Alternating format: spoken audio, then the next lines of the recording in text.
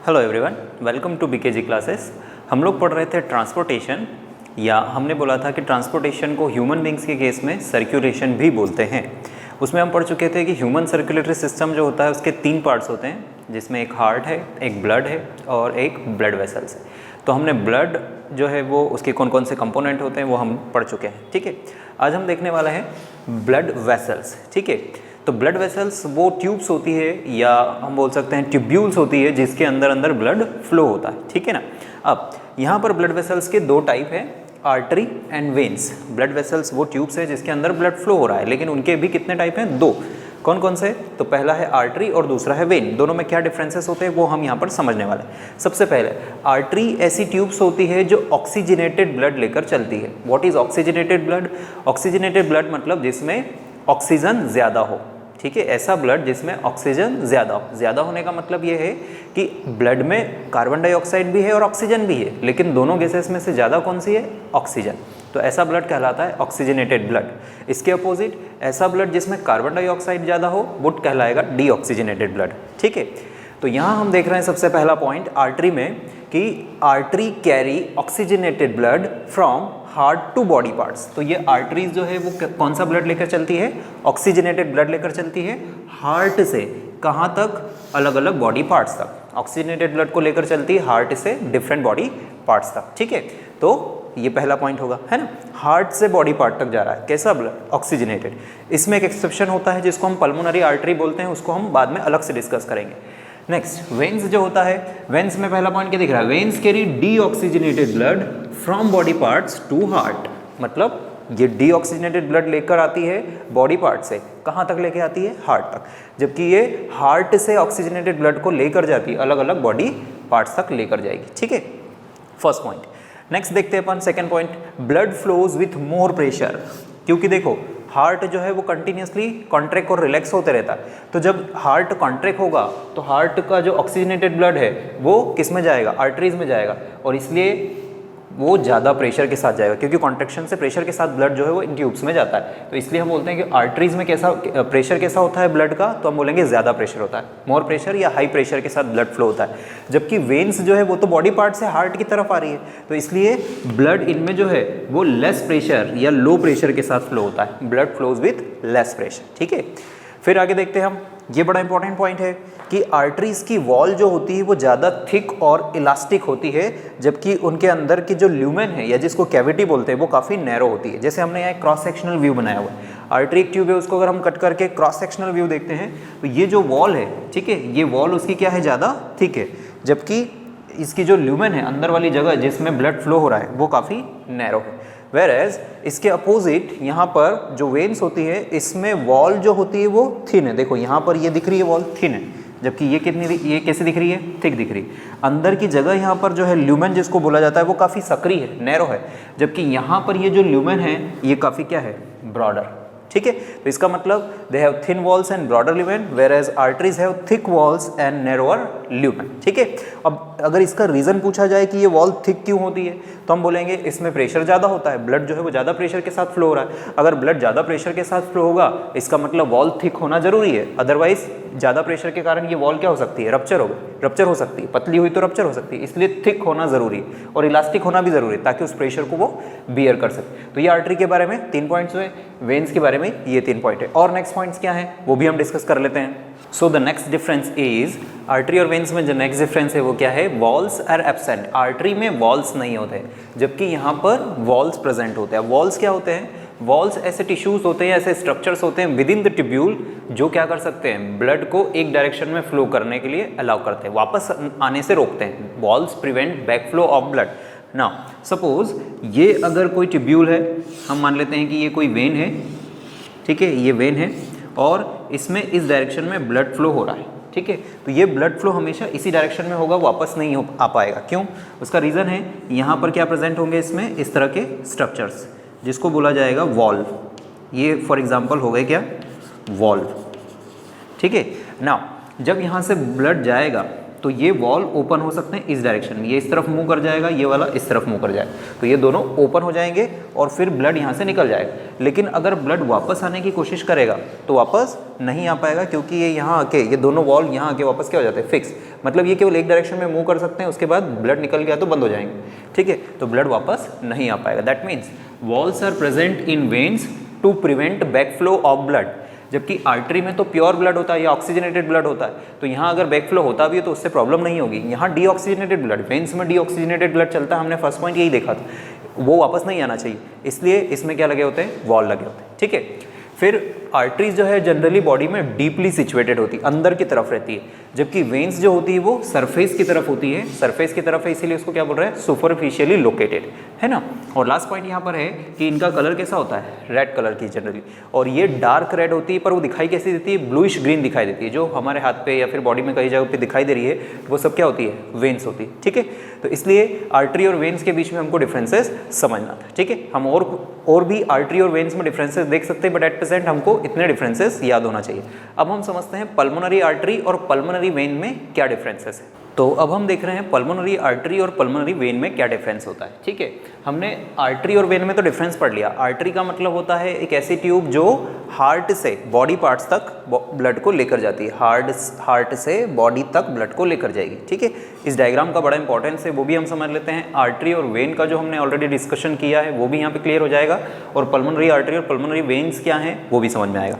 तो pulmonary artery यहाँ पर हम देखें जैसे कि पल्मोनरी आर्टरी है लंग्स से हार्ट तक या हार्ट से लंग्स तक ब्लड ले जाने का काम किसका है, पल्मोनरी आर्टरी और पल्मोनरी वेन का। पर कौन सी ट्यूब क्या काम करती है वो हमको यहाँ पर समझना है ना। हमको ये तो पता है कि लंग्स पर जो ऑक्सीजन है वो एटमॉस्फेयर से ब्लड में आती है, और ब्लड से कार्बन डाइऑक्साइड जो है वो कहाँ जाती है, एटमॉस्फेयर में जाएगी, ठीक है। दैट मीन्स यहाँ पर कार्बन डाइऑक्साइड को ब्लड में से हटाया जाएगा और क्या ऐड की जाएगी, ऑक्सीजन ऐड की जाएगी, ठीक है। तो अगर ब्लड में से कार्बन डाइऑक्साइड हटाकर उसमें ऑक्सीजन ऐड की जा रही है तो इस प्रोसेस को बोलते हैं प्यूरिफिकेशन ऑफ ब्लड, या इसी को बोलते हैं ऑक्सीजनेशन ऑफ ब्लड, ठीक है। क्या बोला जाएगा, या तो बोलेंगे ऑक्सीजनेशन ऑफ ब्लड, यही करेक्ट टर्म है, या फिर प्यूरिफिकेशन भी बोल सकते हैं। और ऐसा ब्लड जिसका ऑक्सीजनेशन हो चुका हो, जिसमें ऑक्सीजन ऐड हो चुकी हो, उसी को हम क्या बोलेंगे, ऑक्सीजनेटेड ब्लड। मतलब लंग्स पर ब्लड का ऑक्सीजनेशन होगा और इसलिए वो ब्लड प्योर कहलाएगा, ठीक है ना। लंग्स पे जैसे ही ऑक्सीजनेटेड ब्लड बना, मीन्स जिसमें ऑक्सीजन ऐड हो गई, वो ब्लड कहाँ आएगा, सबसे पहले हार्ट में आएगा। हार्ट के 4 चैम्बर होते हैं, ठीक है, अलग अलग उनके नाम है, वो हम आगे देखेंगे, बट एट प्रेजेंट हम यहाँ रखेंगे कि यहाँ से ऑक्सीजनेटेड ब्लड कहाँ आएगा, हार्ट में आएगा, ठीक है, हार्ट के इस चैम्बर में, ये होता है लेफ्ट एट्रियम, ठीक है। तो यहाँ आ गया, ये ब्लड को लाने का काम किसका है, ये काम होगा पल्मोनरी वेन का, ठीक है। ऑक्सीजनेटेड ब्लड, लंग्स से हार्ट तक ऑक्सीजनेटेड ब्लड कौन लेकर आ रहा है, पल्मोनरी वेन, ठीक है। हमने पढ़ा है यूजुअली कोई और वेन होती है तो वो डीऑक्सीजनेटेड ब्लड लेकर चलती है, लेकिन पल्मोनरी वेन्स आर स्पेशल, या यूँ बोल सकते हैं कि एक्सेप्शन है। वेन है लेकिन कैसा ब्लड लेके चल रही है, पल्मोनरी वेन कैसा ब्लड लेके चलती है, ऑक्सीजनेटेड। और कोई वेन होती है तो वो कैसा लेकर चलती है ब्लड, डीऑक्सीजनेटेड। तो पल्मोनरी वेन जो है वो लंग्स से हार्ट के लेफ्ट एट्रियम तक ब्लड लेकर आती है, और ये ब्लड कैसा होता है, तो हम याद रखेंगे ये ब्लड लेकर आई है ऑक्सीजनेटेड ब्लड, ठीक है ना, ये ऑक्सीजनेटेड ब्लड आ गया ना। ऑक्सीजनेटेड ब्लड जो है वो इस चैम्बर से नीचे वाले चैम्बर में आएगा, और यहाँ से अभी भी प्योर है वो प्योर ब्लड जो है वो कहाँ जाएगा, बॉडी। तो हार्ट से बॉडी तक ले जाने का काम किसका है अब, तो ये तो हम ऑलरेडी डिस्कस कर चुके हैं, आर्टरी का, ठीक है। तो लंग्स से पहले हार्ट में आया, कौन लेकर आ रहा है, पल्मोनरी वेन, कैसा ब्लड है, ऑक्सीजनेटेड ब्लड। अब यही ऑक्सीजनेटेड ब्लड लोअर चैम्बर से कहाँ आएगा, बॉडी में आएगा, ठीक है, कौन लेकर जाएगा, आर्टरी, ठीक है।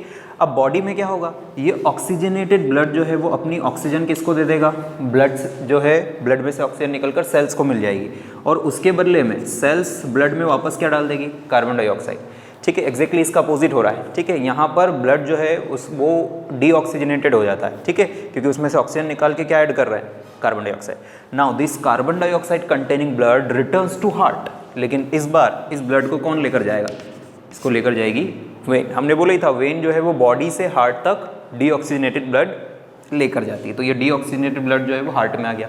अब ठीक है, इस चैम्बर में आएगा, ये वाले चैम्बर में आएगा वो, है ना, और फिर यहाँ से ये लोअर चैम्बर में आएगा, है ना, और उसके बाद यहाँ से ये इस तरह से जाएगा, ठीक है, कहाँ चले जाएगा, लंग्स पे चले जाएगा। और इस बार ये जो यहाँ इस वाले चैम्बर से लंग्स तक ब्लड को लेके जाने का काम है, ये कैसा ब्लड है? Deoxygenated blood.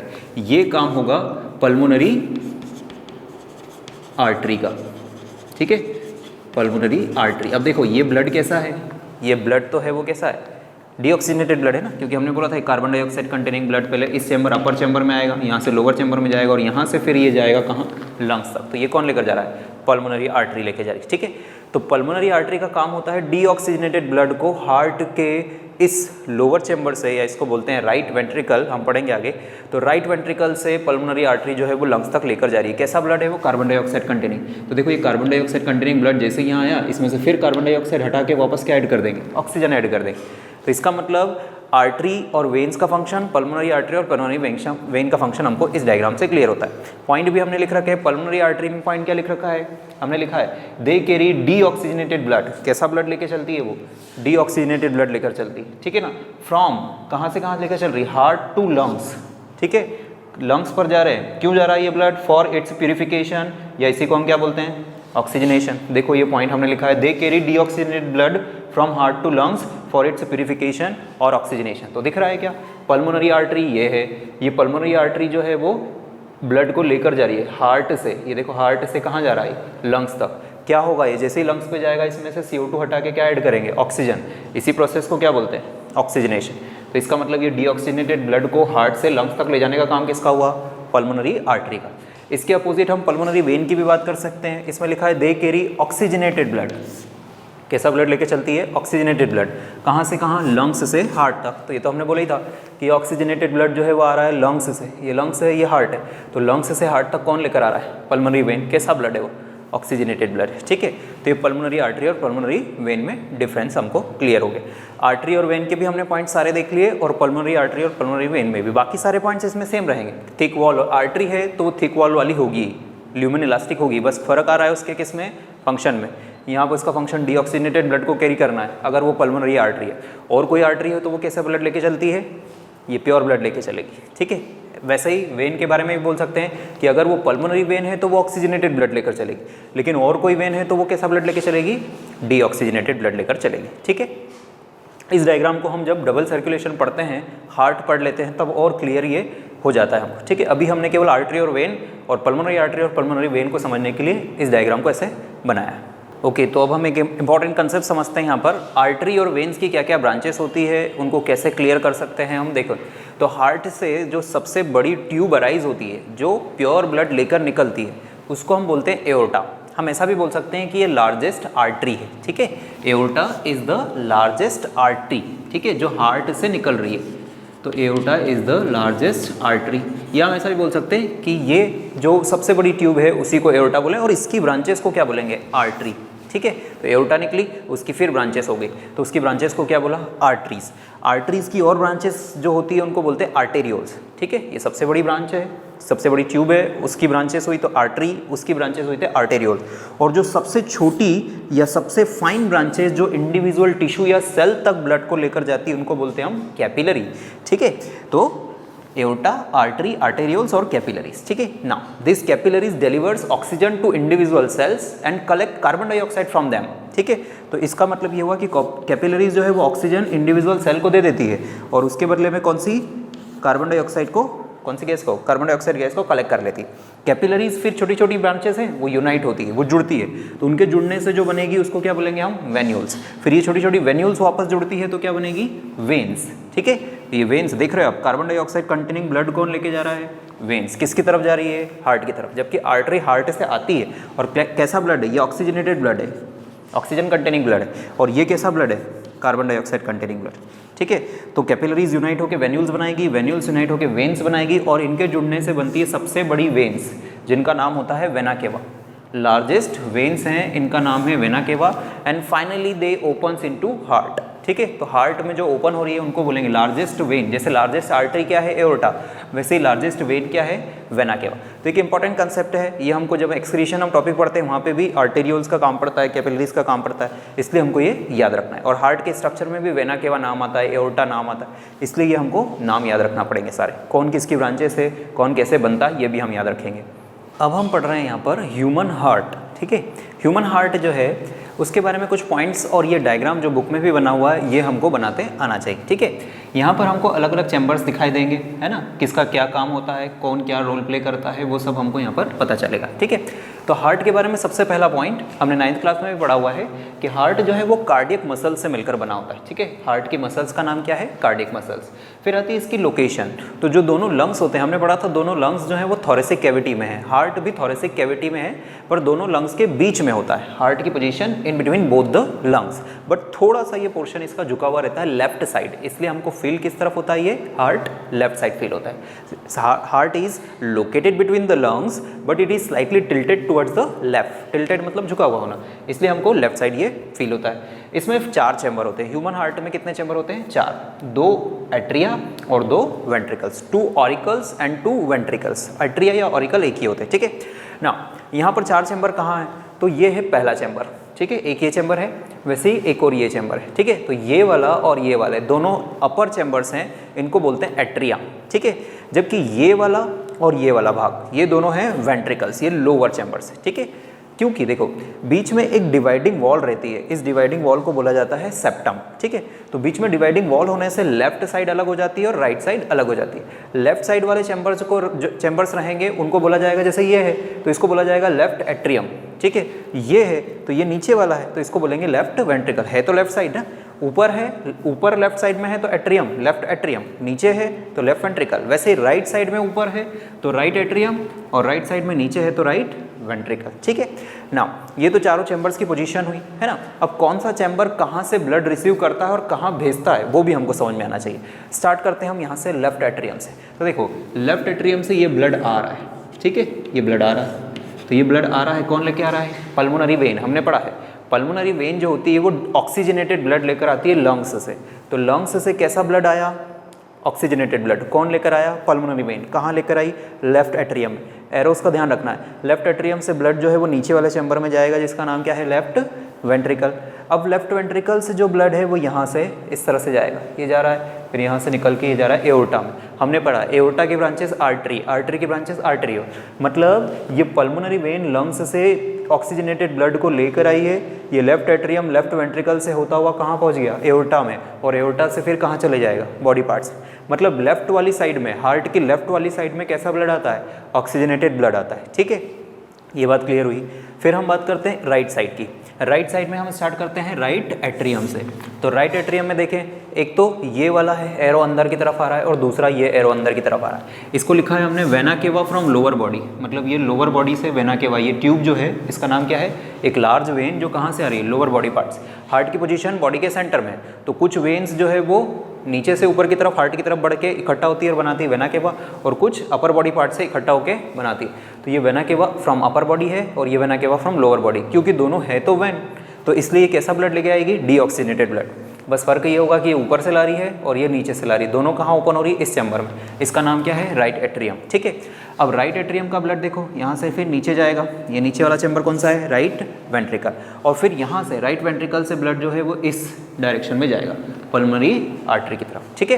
तो इसका मतलब क्या हुआ, पल्मोनरी आर्टरी कैसा ब्लड है, डीऑक्सीजनेटेड ब्लड को लेकर जा रही है, कहाँ, वापस लंग्स की तरफ, ताकि वो ब्लड क्या हो सके, वापस से प्यूरीफाई हो, ठीक है। तो ये पूरा जो है हमको याद रखना पड़ेगा कि कौन कहाँ से ब्लड लेके आ रहा है और कहाँ भेज रहा है। सेप्टम के बारे में भी ध्यान रखना है, दोनों लेफ्ट साइड और राइट साइड का ब्लड कभी भी मिक्स नहीं होता है ह्यूमन बींग्स में। क्यों नहीं होता है, क्योंकि वहाँ पर एक डिवाइडिंग वॉल है जिसको बोलते हैं हम सेप्टम, ठीक है। ये ह्यूमन हार्ट का पूरा स्ट्रक्चर है।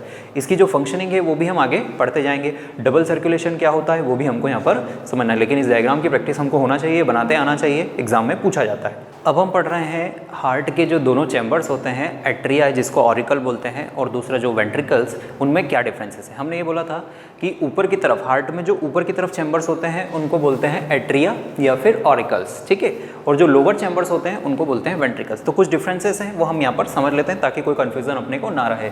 देखें, ऑरिकल्स में फर्स्ट पॉइंट हमने लिखा है, they are upper and smaller chambers of heart, ठीक है, मतलब हार्ट में ऊपर की तरफ और छोटे होते हैं ये चैम्बर्स, जबकि वेंट्रिकल्स जो होते हैं वो नीचे होते हैं और बड़े होते हैं। ऑरिकल के कंपैरिजन में ये बड़े होते हैं, ठीक है। Auricles are upper and smaller, ऊपर होते हैं और छोटे होते हैं, ठीक है, जबकि वेंट्रिकल्स जो होते हैं वो नीचे होते हैं और बड़े चैम्बर्स होते हैं। फर्स्ट पॉइंट तो ये हो गया। Next, auricles have thin walls, auricles की जो वॉल होती है वो थिन होती है, जबकि वेंट्रिकल्स की वॉल कैसी होती है? थिक।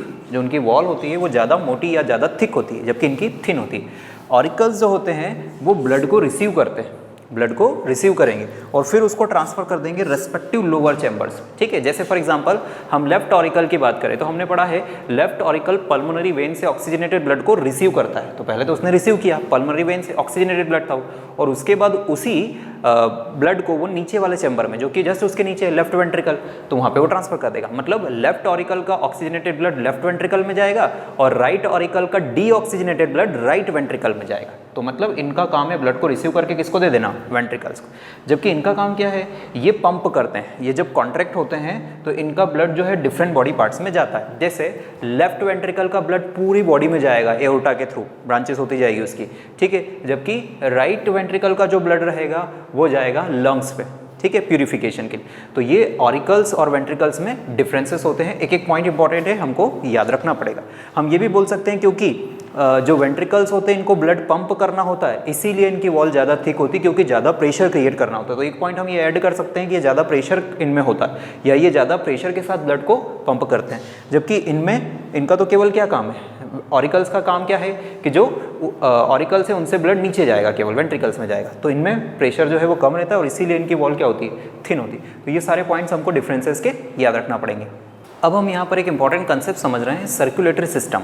सर्कुलेटरी सिस्टम जो होता है वो तो हमने बोला कि जो ब्लड है, हार्ट है या उसकी वेसल जो है वो सर्कुलेटरी सिस्टम है या उनके पार्ट्स हैं, ठीक है। लेकिन सर्कुलेटरी सिस्टम जो है अलग अलग एनिमल्स में अलग अलग टाइप का हो सकता है, जैसे कि open circulatory system and closed circulatory system. अब इन दोनों में क्या फ़र्क है?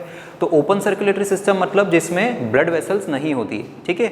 ब्लड जो है वो डायरेक्टली फ्लो होता है विदाउट वेसल्स, और इसलिए सारे ऑर्गन जो है वो डायरेक्टली डूबे हुए रहते हैं किसमें? ब्लड में, ठीक है। इसलिए हमने पॉइंट यही लिखा है, open circulatory system means blood flows openly without vessels, ठीक है, बिना वेसल्स के फ्लो होता है।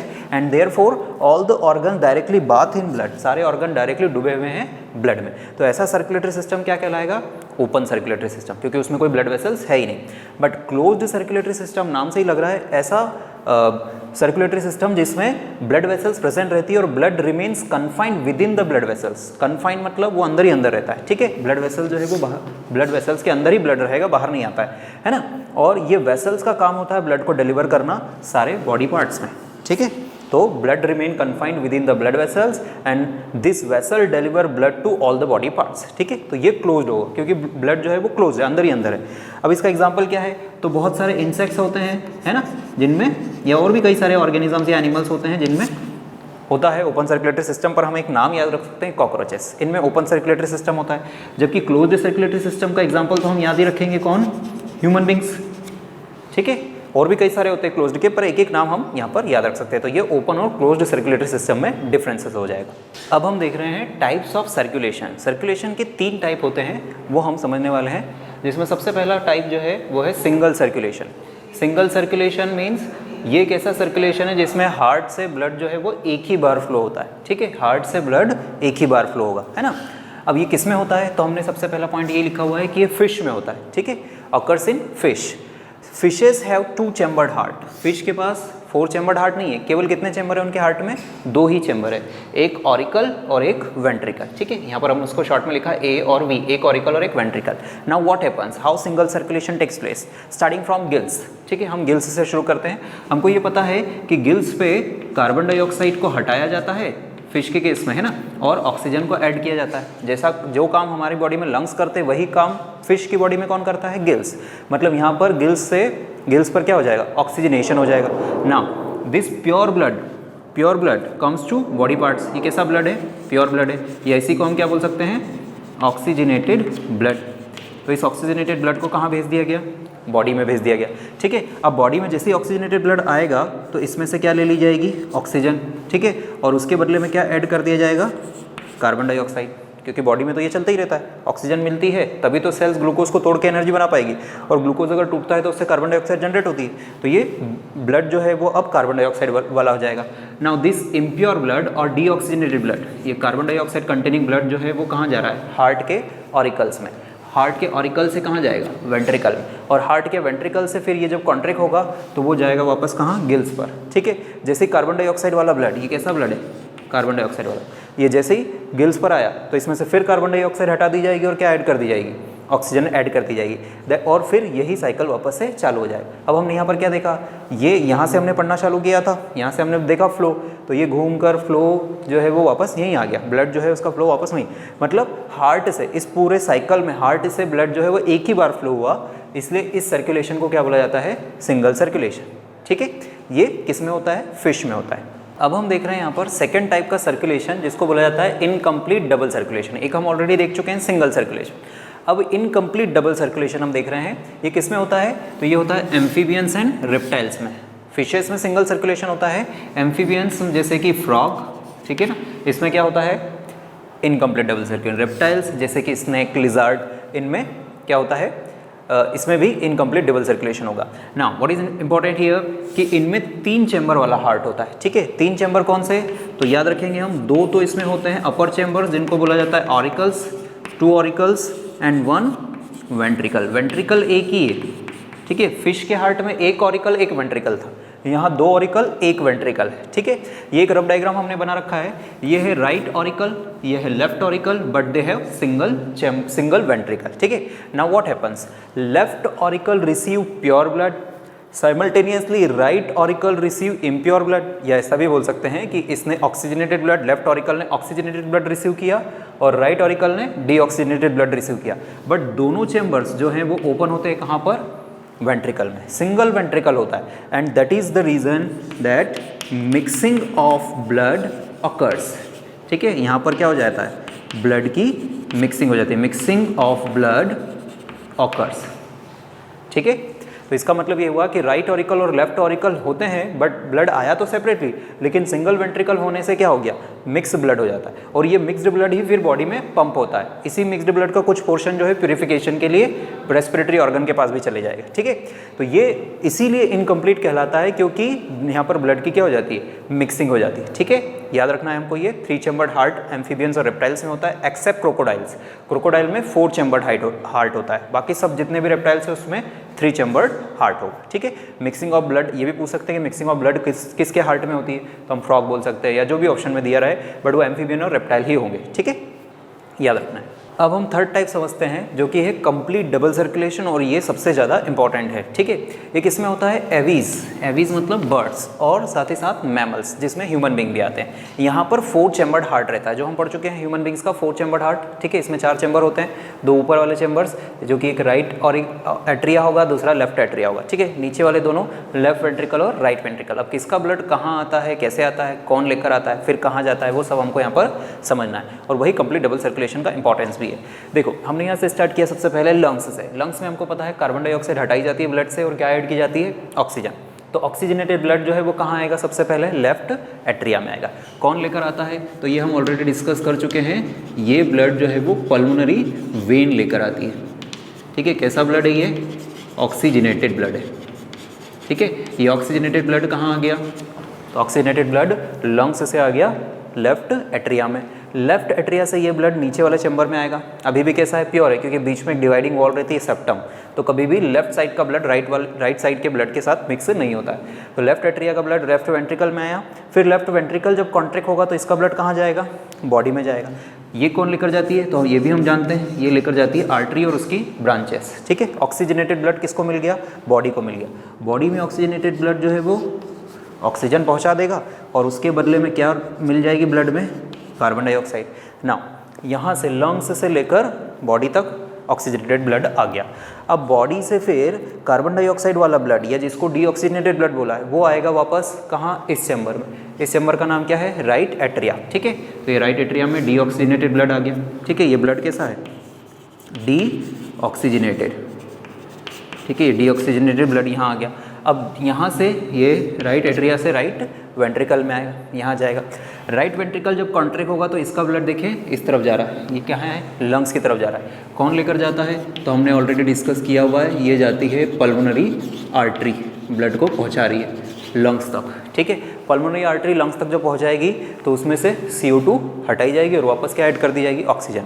नाउ व्हाट इज़ इंपॉर्टेंट, यहाँ से अगर हमने पढ़ना चालू किया तो एक बार तो जब सर्कुलेशन होता है तो पहली बार तो ये ब्लड आ गया, फिर ये घूम के बॉडी में पहुंचा, बॉडी से फिर यहाँ आया तो ये दूसरी बार आ गया, फिर ये वापस कहाँ पहुँचेगा, लंग्स, तब जाके पूरा सर्कुलेशन कंप्लीट होगा या साइकिल कंप्लीट होगा। इस साइकिल को बोला जाता है कार्डियक साइकिल। ठीक है, तो इसको डबल सर्कुलेशन इसीलिए बोलते हैं क्योंकि एक कार्डियक साइकिल में या पूरे एक सर्कुलेशन में हार्ट से कितनी बार ब्लड फ्लो हो गया, 2 बार ब्लड फ्लो हो गया। ठीक है, during each cardiac cycle blood flows twice through the heart and therefore it is known as double circulation. ठीक है, अब इसी डबल सर्कुलेशन में 2 तरह के सर्कुलेशंस आते हैं। ठीक है, पहला कौन सा, पल्मोनरी सर्कुलेशन, पहला है पल्मोनरी सर्कुलेशन और दूसरा है सिस्टेमिक सर्कुलेशन। ठीक है, pulmonary circulation and second one is systemic circulation.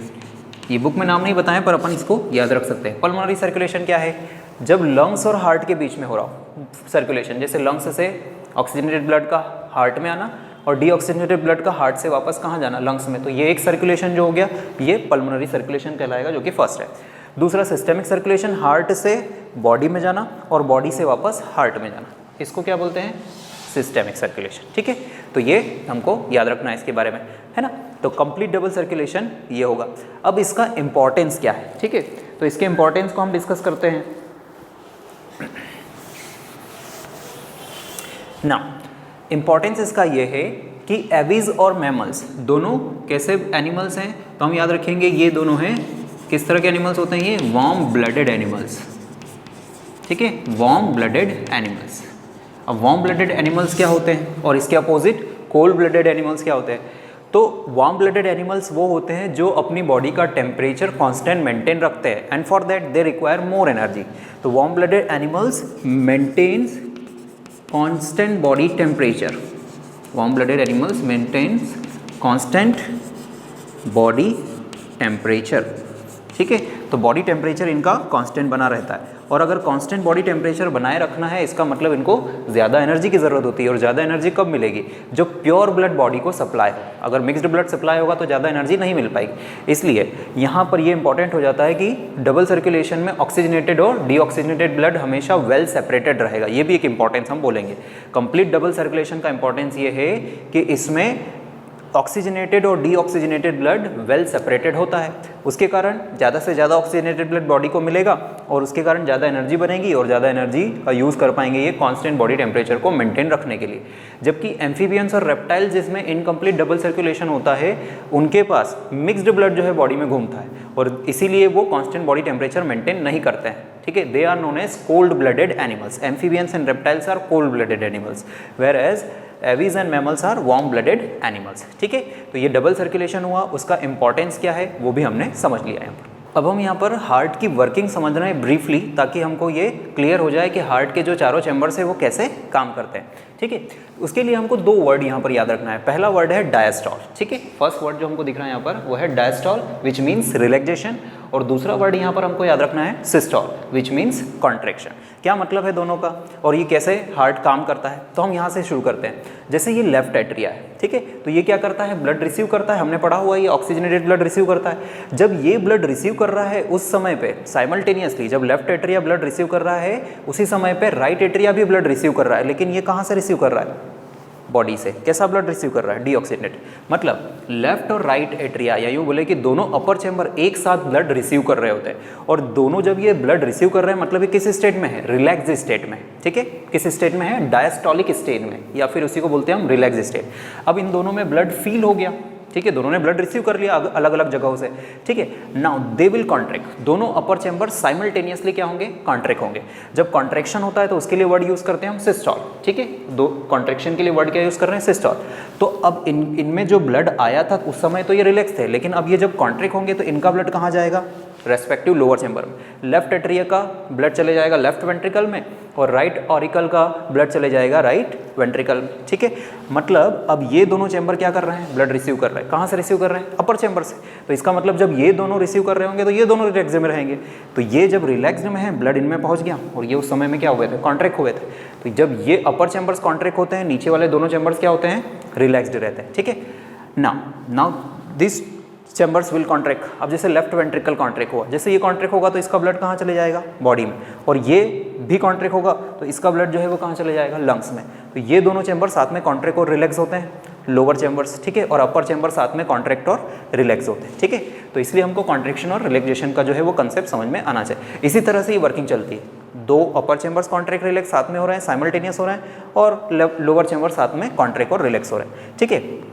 इसके अलावा हम यहाँ पर दो इंपॉर्टेंट चीज़ याद रख सकते हैं, हार्ट के साउंड्स, ठीक है। हमने हार्ट साउंड्स, हमको पता है कि हार्ट जो है वो कंटिन्यूसली पंपिंग कर रहा है और उस समय में स्टेथोस्कोप से हमको साउंड सुनाई देते हैं। कौन से दो साउंड्स है वो, तो हम याद रख सकते हैं, एक होता है लब और दूसरा होता है डब, ठीक है। तो लब डब ये साउंड्स जो है वो हार्ट के साउंड्स होते हैं जो प्रोड्यूस होते हैं एक्चुअल में वॉल्स की ओपनिंग एंड क्लोजिंग से।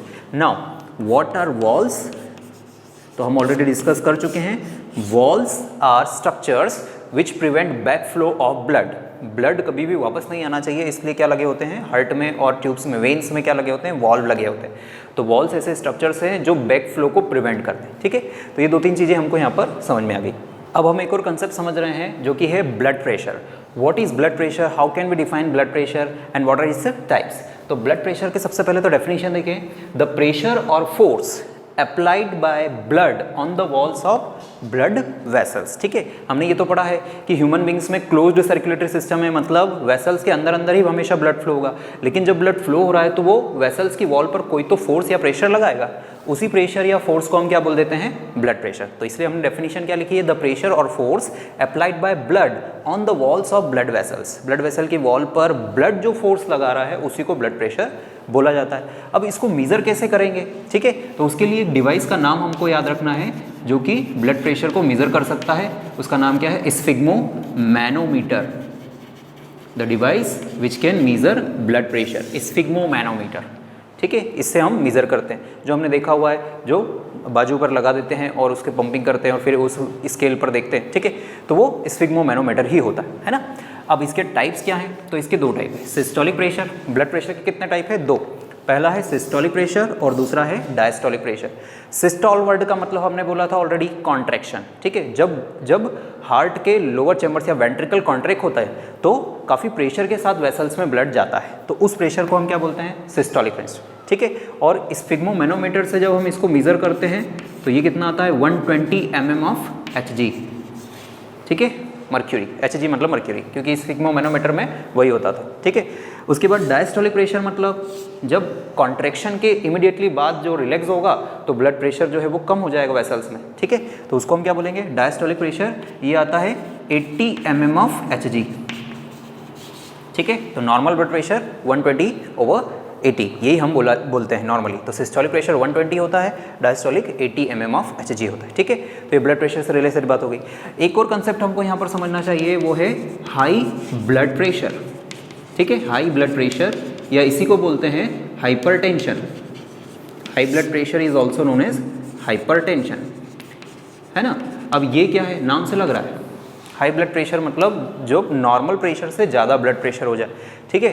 तो अगर कंटिन्यूस चेकअप के बाद 140-90 mm ऑफ Hg से ब्लड प्रेशर ज़्यादा आ रहा है, मिलीमीटर ऑफ Hg, ठीक है। नॉर्मली होना चाहिए 120 सिस्टोलिक प्रेशर, और डायस्टोलिक प्रेशर कितना होना चाहिए, 80। पर अगर सिस्टोलिक प्रेशर 140 आ रहा हो और डायस्टोलिक 90 mm ऑफ Hg आ रहा हो बार बार रिपीटेड चेकअप के बाद, तो उसको हम बोलेंगे हाई ब्लड प्रेशर। अब ऐसा क्यों होता है, तो कई बार जो वेसल्स होती है उसकी अंदर की वॉल पे कुछ डिपोजिशन हो जाते हैं। ऑलरेडी वेसल जो है वो काफ़ी नैरो है और अगर अंदर और कुछ डिपोजिशन भी हो गया तो फिर तो ब्लड के फ्लो होने की जगह बहुत कम हो जाएगी, इसलिए ब्लड जो है वो ज़्यादा प्रेशर लगाएगा, ठीक है, क्योंकि जगह कम है और ज़्यादा प्रेशर लगेगा। इसी को क्या बोलेंगे, हाई ब्लड प्रेशर या हाइपरटेंशन, ठीक है। कई बार इससे ब्लड वेसल्स रप्चर भी हो सकती है, इंटरनल ब्लीडिंग भी हो सकती है, ठीक है। तो ये पूरा ब्लड प्रेशर का कंसेप्ट है। अब हम देख रहे हैं ब्लड के अलावा जो एक और फ्लूइड बॉडी में फ्लो होते रहता है, उसका नाम है लिम्फ। सर्कुलेटरी फ्लूइड है ये भी, ठीक है। देखें इसका एक और नाम क्या होता है, इसी को बोलते हैं टिश्यू फ्लूइड, और इसी का दूसरा नाम होता है interstitial fluid. Lymph is also known as tissue fluid और इंटरस्टिशियल फ्लूइड। क्यों बोलते हैं इसको टिश्यू फ्लूइड और ये कैसे बनता है, उसका रीज़न हम समझ लेते हैं। सपोज ये कोई ब्लड वेसल है, ये ब्लड वेसल है और ये नेबरिंग सेल्स हैं, ठीक है, ये आसपास की कुछ सेल्स हैं, ठीक है ना। जब भी ब्लड इसमें फ्लो होगा, है ना, तो इसकी ये कैपिलरी है, ब्लड की कैपिलरी है, तो इसकी वॉल में छोटे छोटे पोर्स होते हैं और उनमें से कुछ प्लाज्मा निकल कर, ठीक है ना, क्या निकल जाता है, प्लाज्मा, और उसके कुछ सब्सटेंसेस निकल कर कहाँ कहाँ इकट्ठा हो रहे हैं, इन सेल्स के बीच में, क्योंकि सेल्स के बीच में इकट्ठा हो रहे हैं, इंटरसेलुलर स्पेस में इकट्ठा हो रहे हैं, इसीलिए ये फ्लूइड क्या कहला रहा है, इंटरस्टिशियल फ्लूइड। प्लाज्मा फ्लूइड होता है, मतलब यहाँ जो फ्लूइड बनेगा उसी को हम या तो टिश्यू फ्लूइड बोलेंगे क्योंकि ये ग्रुप ऑफ सेल है, टिश्यूज़ के बीच में होता है, या फिर इसी को हम बोलेंगे इंटरस्टिशियल फ्लूइड। तो अगर हमसे पूछा जाता है कि लिम्फ का फॉर्मेशन कैसे होता है, तो हम बोलेंगे लिम्फ का फॉर्मेशन ब्लड के प्लाज्मा से ही होता है। Some plasma leaks out through the pores of capillaries and gets collected in between these cells, ठीक है, and forms the fluid known as lymph. Now ये किस वेसल्स में फ्लो होता है, तो जैसे ब्लड वेसल्स में फ्लो होता है, वैसे लिम्फ किस में फ्लो होता है, लिम्फ वेसल्स में फ्लो होता है, ठीक है। इसका पूरा एक अलग से सिस्टम है, जैसे ब्लड का एक पूरा सिस्टम है सर्कुलेशन के लिए, वैसे ही लिम्फ का भी एक सिस्टम है, उसको लिम्फेटिक सिस्टम बोलते हैं। तो ये पॉइंट्स इसमें याद रखना है। फॉर्मेशन हमको समझ में आ गया। अब इसके फंक्शंस देखें, तो ये सबसे पहले तो ट्रांसपोर्टेशन में हेल्प करेगा फैट के, ठीक है। जब एब्जॉर्प्शन होता है, हमने पढ़ा है विली का एब्जॉर्प्शन होता है, विली में जो फूड का एब्जॉर्प्शन होता है, तो वो फैट जो है इंपॉर्टेंटली फैट के एब्जॉर्प्शन में हेल्प करता है ये, ठीक है। इसके अलावा कोई भी सब्सटेंस जो होता है वो अगर बॉडी सेल्स और ब्लड के बीच में एक्सचेंज हो रहा है तो वो किसके थ्रू होगा, ब्लड के थ्रू ही होगा, लिम्फ के थ्रू ही होगा। जैसे यहाँ से कार्बन डाइऑक्साइड जो है उसको जाना है, इस ब्लड में जाना है, तो बीच में क्या मिलेगा उसको मिलेगा यहाँ पर लिम्फ, या यहाँ से ऑक्सीजन इधर सेल तक आना है तो उसको बीच में लिम्फ मिलेगा। तो मतलब कोई भी सब्सटेंस सेल और ब्लड के बीच में अगर क्रॉस हो रहा है तो वो लिम्फ से ही होकर जाएगा। और ये एक बड़ा इंपॉर्टेंट कंपोनेंट है किसका, इम्यून सिस्टम का, ठीक है। इसके अंदर स्पेशल टाइप की सेल्स होती है, WBC की ये स्पेशल सेल्स हैं जिनको बोला जाता है लिम्फोसाइट्स, ठीक है। लिम्फ के अंदर स्पेशल टाइप की सेल होती है जिसको बोलते हैं लिम्फोसाइट, और ये लिम्फोसाइट्स फाइट करती है पैथोजन से, इसीलिए हमने इसमें लिखा कि लिम्फ जो है वो इम्यून सिस्टम का पार्ट होता है, ठीक है। तो ये लिम्फ के बारे में हमको पॉइंट्स याद रखना पड़ेंगे।